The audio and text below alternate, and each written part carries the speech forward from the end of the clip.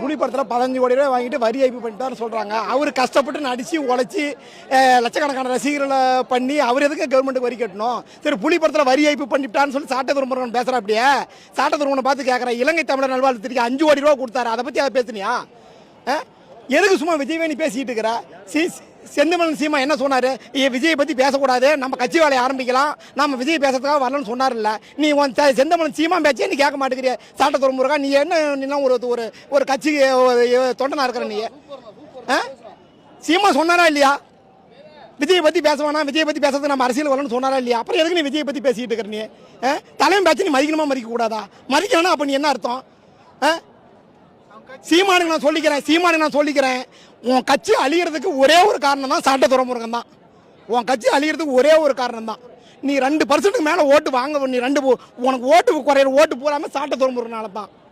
ஏன்னா இலங்கையிலேருந்து பணம் வருது, உங்களுக்கு இலங்கையிலேருந்து பணம் வருது.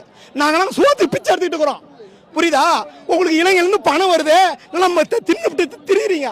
மேட நாடக கலவரத்தை உண்டு பண்ணிக்கிட்டு நாம் தமிழர் கட்சிக்கும் தாவக கட்சிக்கும் கலவரத்தை உண்டு பண்ணிட்டு திரியுறீங்க.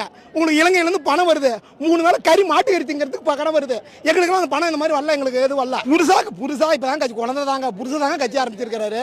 நீ 15 வருஷமா என்ன அரசியலுக்கு வந்தல? 15 வருஷமா ஏதாவது சாதிக்க முடிஞ்சதா? 15 வருஷமா என்ன உனக்கு புரிஞ்சுக்கிட்ட? நீ விஜயை பற்றி பேசுறது தான் புரிஞ்சுக்கிட்டியா? சீமானை பார்த்து நான் கேட்குறேன், 15 வருஷமா நீ அரசியல் நடத்தி இன்னும் விஜய இயக்கத்துக்கு அரசியலுக்கு வந்த? நான் கேட்குறேன், 15 வருஷமா விஜய் எதுக்கு அரசியலுக்கு வந்த? உண்மையாலுமே சொல்கிறேன், சீமா மேலே நான் ரொம்ப நம்பிக்கை வச்சுருந்தேன். எந்த நேரத்தில் சீமா பேசுறது அரெஸ்ட் பண்ணிவிடுவாங்களோ, என்ன பண்ணிவிடுவாங்களோ, சீமா மாதிரி ஒரு ஆளுக்கு வரணும். இப்போ தான் தெரியுது, நல்ல வேலை வந்திருந்தா நல்லா தூக்கு போட்டு சேர்த்துருக்கணும். சீமா வந்திருந்தா உண்மையாலும் சொல்கிறேன்.